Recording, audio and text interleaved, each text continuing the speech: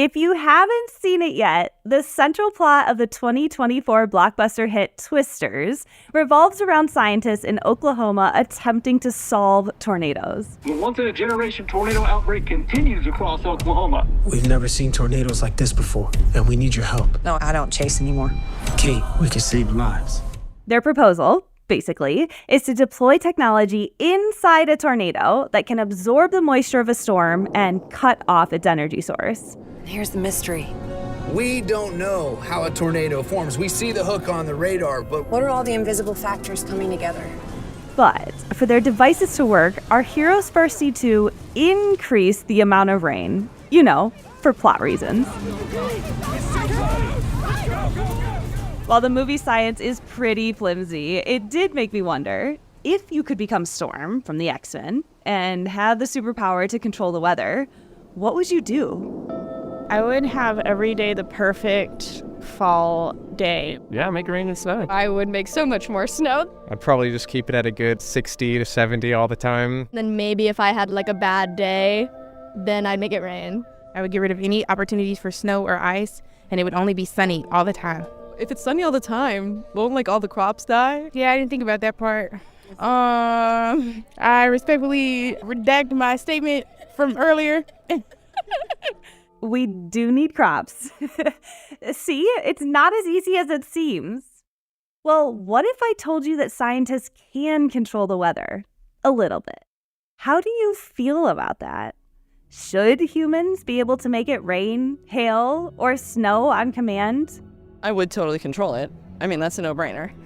I know how dangerous I would be if I could control the weather specifically for certain people, so I would not want nobody else to control the weather for me.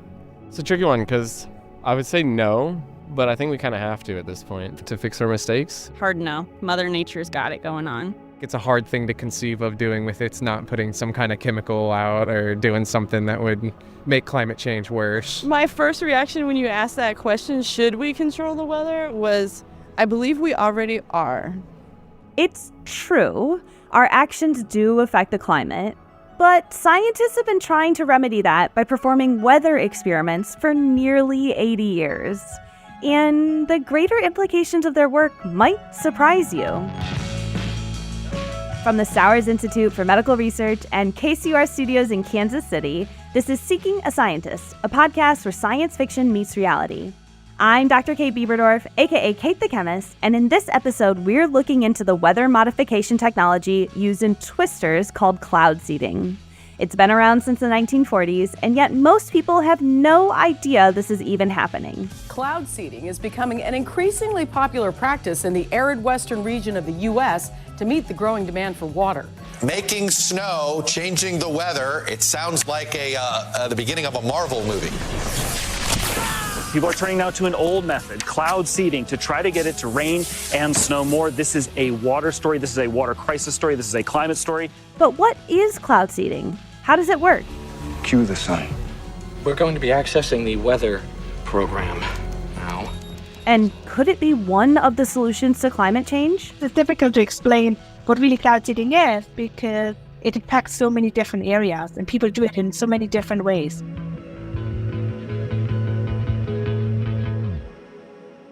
To tackle all these questions, I want you to meet Katja Friedrich, a professor of atmospheric and oceanic studies at the University of Colorado Boulder. So my specialty is anything related to clouds. So I'm studying hail production in thunderstorms. We are studying snow in winter storms. So anything that's related to precipitation. Katja is originally from Germany, where she earned her PhD in physics using Doppler radar to determine three-dimensional wind vector fields.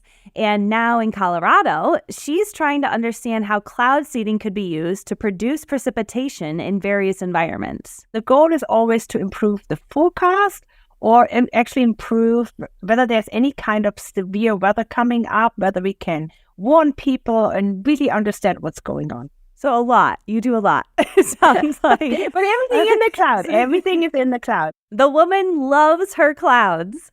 In fact, in 2017, she was part of the first ever study that quantified how much precipitation came from a cloud seeding experiment. I cannot wait to tell you all about their groundbreaking results. But first, we need to get on the same page with our terminology. Let's begin with Katja's specialty. What is a cloud? So a cloud is condensed water or water vapor. So a cloud consists either of water or water droplets, or it can be ice, like tiny ice particles, or it can be also larger ice particles like snow or hail. And the way a cloud forms is basically water vapor rises to a certain point when it gets really cold, and then it starts to condense into water. And that's what we see as clouds. It's basically these tiny water droplets, and these water droplets can then start to freeze into ice. Then the ice interacts with the raindrops, and the raindrops interact with each other, and then the ice interacts with the snow, and the snow interacts with water droplets. So that's basically where the interesting part starts. And so when you talk about precipitation and rain and hail, would you define that as weather or would you define that as climate? And what's the difference between the two? So weather, we usually consider things that happen on a short term. So for instance, I look at today's temperature or last week's temperatures, or even the mean temperature this week, how much rain we had, or whether we had hail or snow. That's usually what we consider weather. But when we look at 10, 20, 30, 100, thousands of years, that's what we consider climate. Climate occurs on a larger scale. So in this episode, in the context of cloud seeding, we're talking about changing the weather, not the climate. The weather is part of the water cycle that you learned about in third grade science. When water evaporates from the oceans, the H2O molecules can collide with some dust or pollen in the sky and either condense to form raindrops or freeze to form ice crystals. A cloud will start to rain or snow when the collection of water droplets becomes heavy enough to overcome gravity. That's when the precipitation falls to the ground. When the raindrops or snowflakes strike Earth's surface, the water is either absorbed by the soil or it fills our rivers, lakes, and oceans before evaporating once again to become a cloud in the sky. And to clear up a common misconception, not all clouds will produce rain. Cirrus clouds, the wispy, stringy clouds, usually indicate a nice, beautiful day. Stratus clouds, the low, long clouds that seem to cover the entire sky, appear on overcast days, and they can produce light rain like a drizzle or possibly even a gentle snow. Orographic clouds are similar. They're the rolling clouds that form from air being lifted over hilly terrain. And then there's cumulus clouds, the puffy clouds that look like cotton candy, and boy, oh boy, can these babies storm.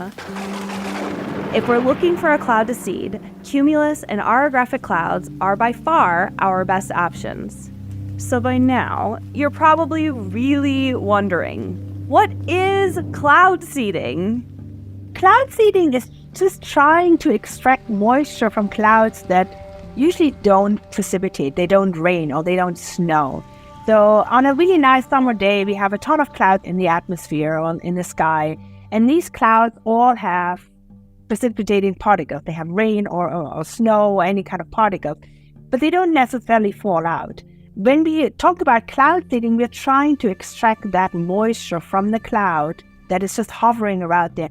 And usually we're doing this in areas that are very dry, very arid areas that are really desperate for moisture. So we're trying to extract that moisture, that condensed water that would not fall otherwise. We're trying to extract it as precipitation. Cloud seeding is basically a weather modification technique that can make clouds produce rain or snow or hail. This process has changed quite a bit over the many decades, mainly due to advancements in technology. And yet, after almost a century of this, so many people know so little about the concept. And the way this came about was so happenstance. The first person to successfully seed a cloud was Vincent Schaefer, an American chemist working for General Electric. Back in 1946, home freezers had just become commercially available, and he was messing around in the lab with his brand new appliance by doing something that kids nowadays do all the time. He exhaled into a freezer to see his breath.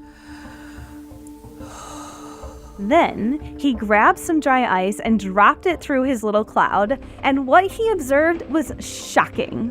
Within the blue hazy cloud, millions of teeny tiny ice crystals instantly formed.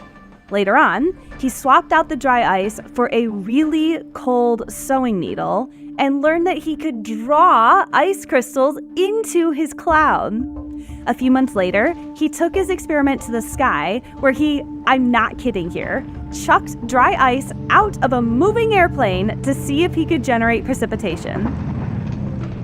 He was successful, commenting that, quote, "It seemed as though the cloud almost exploded." My friends, that's why scientists refer to this period of time as the Wild West of cloud seeding. OSHA had a few things to say about that particular technique, but overall, the strategy has remained the same over the years. Currently, cloud seeding is being used by more than 50 countries and by 11 states in the US. If you live in California, Colorado, Idaho, Kansas, Nevada, New Mexico, North Dakota, Oklahoma, Texas, Utah, or Wyoming, it's already happening where you live. In Nevada, they need help with their drought. In Idaho, they mainly use it to produce water for hydropower. But in Texas, where I'm at, it's mostly for irrigation. Much farther south, like in South America, Argentina uses cloud seeding to protect its vineyards from hail. And then much further north, like in Alberta, Canada, insurance companies sponsor cloud seeding programs to minimize hail damage to their homeowners' roofs. That's right, not only can we use cloud seeding to make it rain or snow, we can also use it to break up the hail. Like, if we know that a huge hailstorm is coming our way, we can send a few planes to seed the clouds in an attempt to form a lot more hail, but at much smaller sizes. Think about it. Would you rather have your windshield hit by a lot of sand or a few large bowling balls? When cloud seeding, Katja says the goal is to encourage water droplets to come together to form precipitation that is just large enough to fall out of the cloud. What we're trying to do is just grow them big enough so that gravity can take over and they fall out. And there are various mechanisms how you can do this. So you can do cloud seeding in the summer where you have primarily water droplets and you're trying basically to these water droplets to merge to form bigger water droplets that are heavier and fall out. You can also do that in winter, and that's basically my research where we, especially in the mountains, we have also these clouds with a lot of super cooled liquid. So what Katja just mentioned, a supercooled liquid, is simply a substance that exists below its freezing point as a liquid. So for water, if its temperature is below 0 degrees Celsius and it's still a liquid, not ice, then the water is considered to be a supercooled liquid. And these liquids are super unstable. If they are bumped, hit, poked, literally anything, they will freeze instantaneously. A lot of your listeners probably have seen supercooled liquid. If you're flying through a cloud and ice accumulates on the wings in the wintertime. What Katja and her team are trying to do is motivate these little teeny tiny supercooled water droplets into freezing into ice particles, which will stick to other ice particles and then fall out of the cloud as snow. But how on earth do you do this? With a silver bullet. The first thing you need for any cloud seeding experiment is exceptionally brave pilots, because in order to extract the most precipitation, they have to fly directly into storm clouds and follow specific flight plans to create unique, unnatural patterns, all while using flares to burn silver iodide off the wings of their planes. Listeners, you know my ears immediately perked up when Katja told me about the two elements from the periodic table that make this happen: silver and iodine. On the micro level, silver iodide and water are very similar because they both form hexagonal shapes in the crystalline form. So, when we inject silver iodide into a storm cloud full of water molecules, we effectively give the water droplets the ideal surface to cling to, and then we bump the storm cloud with the plane to encourage the supercooled water droplets to freeze. It's kind of like when you make rock candy. The sugar crystals need something, like a string, to crystallize onto. Without the string, it's just a mason jar full of delicious sugar water. And without the silver iodide, it's just a cloud full of lonely water droplets. There is some new research by Professor Linda Zhao at Khalifa University in Abu Dhabi suggesting that a nanoparticle made from a sodium chloride core and a titanium dioxide surface could replace the silver iodide salt. Her raindrops are almost 3 times larger than regular raindrops. Therefore, they are much more likely to fall out of the cloud and make it to Earth's surface. But for now, most people use a salt, like silver iodide, to kickstart the precipitation. As a scientist, Katja is not hanging out with the pilot heading into thunderstorms. Instead, her research happens safely in the lab on the ground. My research really focuses around how much precipitation can we generate from cloud seeding. So this is a really fundamental question that we have. When does it work really well? Under what conditions? We have a good idea where we can find supercooled liquid, but we cannot really pinpoint saying, okay, this cloud has X amount of supercooled liquid. That cloud is really rich of supercooled liquid. We don't really know that unless we're flying an airplane in there and taking measurements.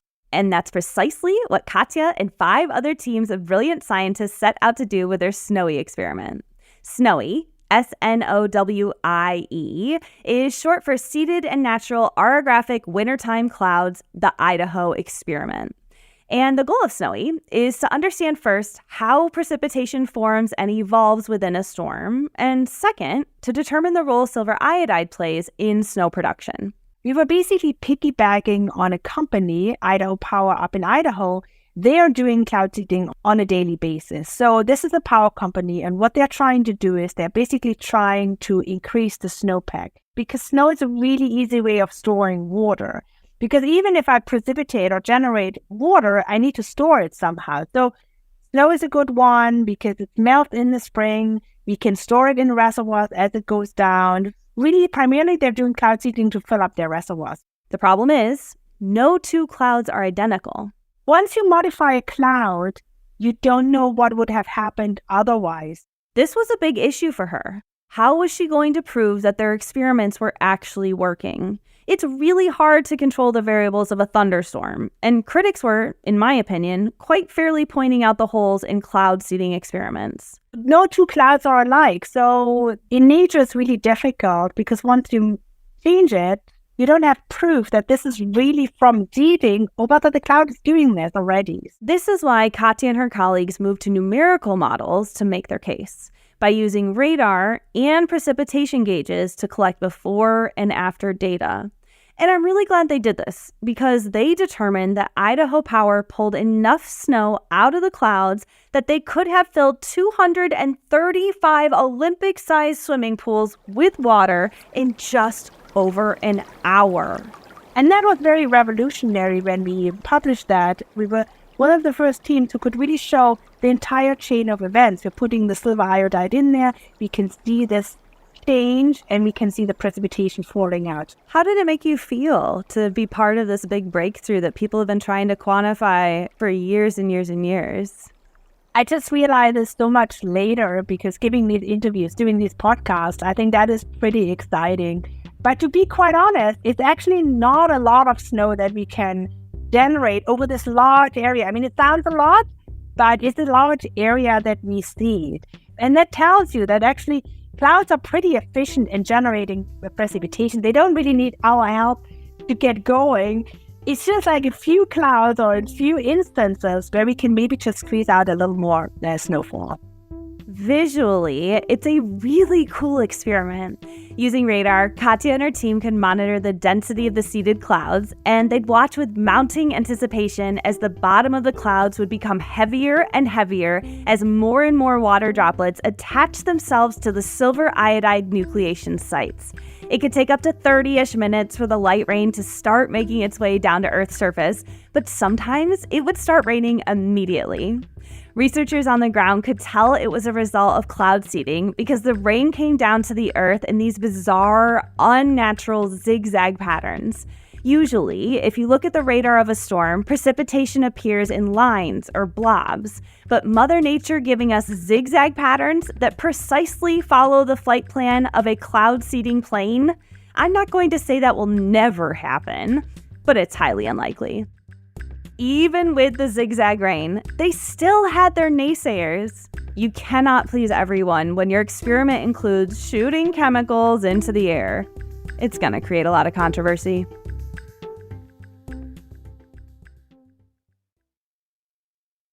Until Katja's most recent snowy experiment, scientists had never before been able to quantify how much cloud seeding precipitation actually makes it down to Earth's surface. With her experiment, cloud seeder believers finally had some positive data they could point to. But unfortunately, the arguments around cloud seeding are a lot deeper than people just questioning the science.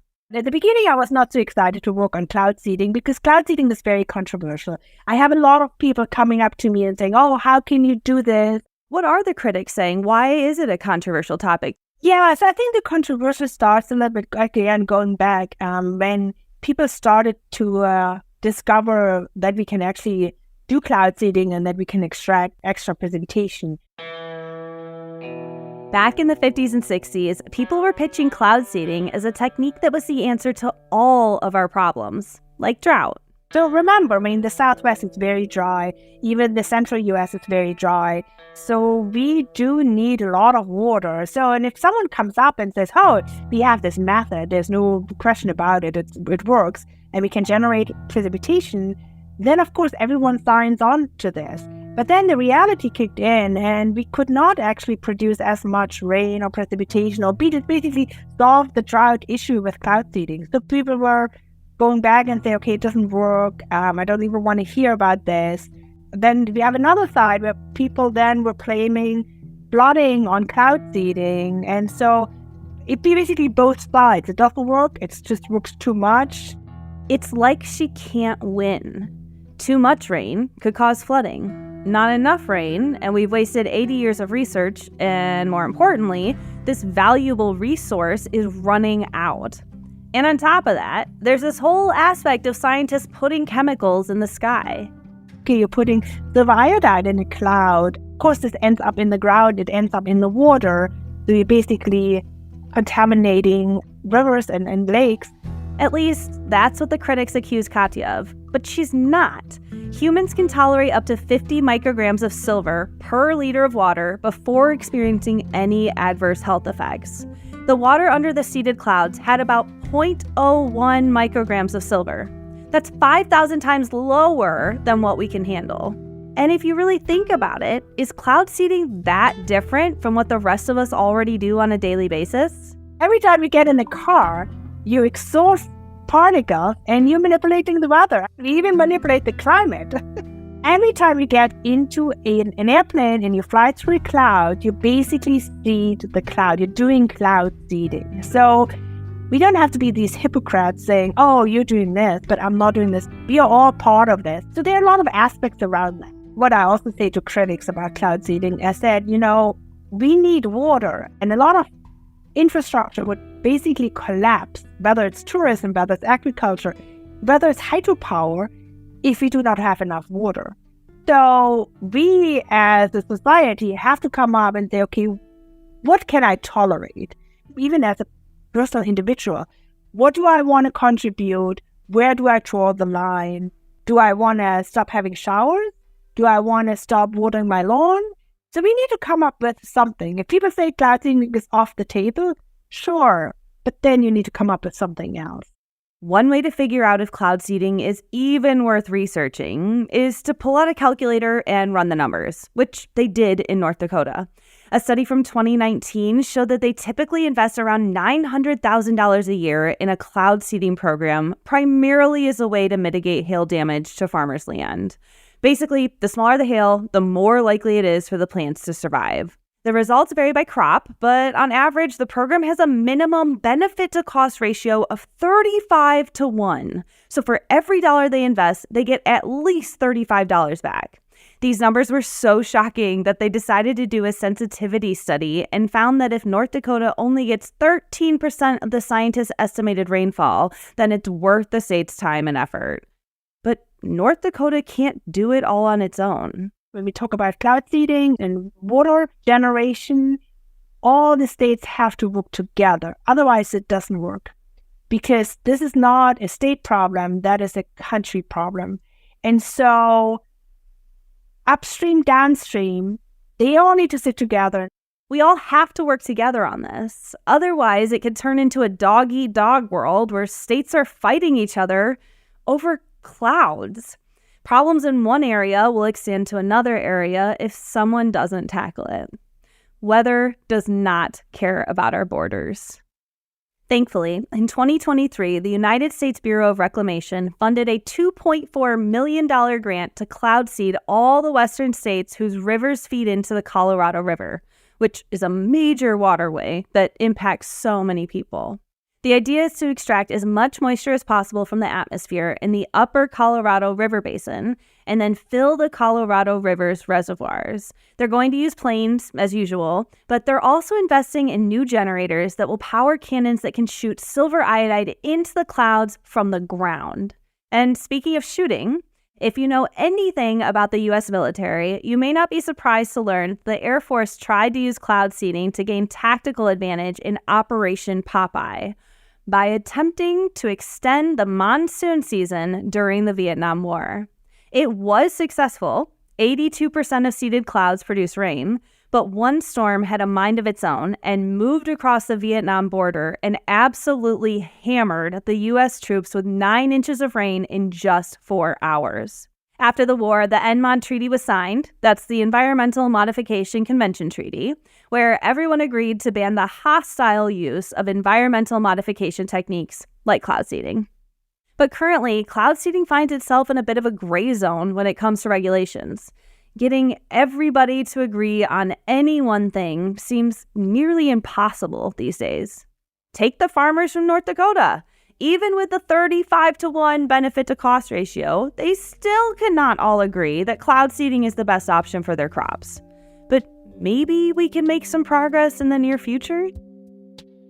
So what do you want to solve in the next 5 years, in 10 years? What are the things that are driving you nuts? What keeps you up at night thinking about cloud seeding? The big question that we always have is like, how much snow can we produce over an entire winter season? Because that's what stakeholders, the water managers, that's what they want to know. They want to know how much water ends up in my reservoir.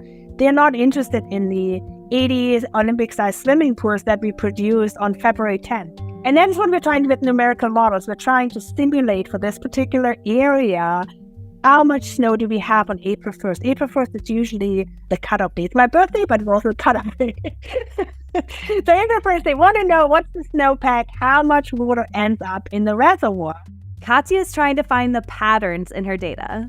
At the end of the season, the goal is to have as much water in the reservoir as possible so that we can survive the long, hot summer months.